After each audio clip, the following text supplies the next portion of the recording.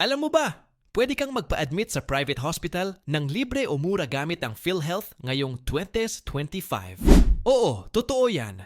May programa ang PhilHealth na tinatawag na Z-Benefit Package at Outpatient Benefits para makatulong sa gastusin sa private hospitals.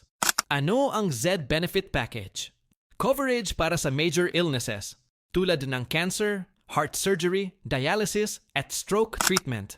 Libre o malaking diskwento sa mga bayarin sa private hospitals na accredited ng PhilHealth Outpatient Benefits naman ay para sa mga consultation, laboratory tests, at minor procedures na pwedeng gawin sa mga private clinics o hospitals. Sino ang pwede mag-avail? Registered at updated PhilHealth members. Lalo na ang mga low-income at mahihirap na pamilya.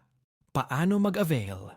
Number 1. Siguraduhing updated ang PhilHealth premium payments mo.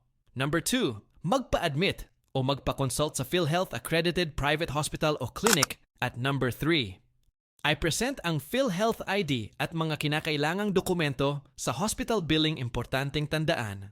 May mga requirements at proseso ang PhilHealth para mapakinabangan ito. Kaya laging magtanong sa PhilHealth Office o Hospital Social Services. I-share mo ito kung may kakilala kang nangangailangan ng tulong sa ospital. Follow para sa mga updated health tips at benefits ngayong 2025.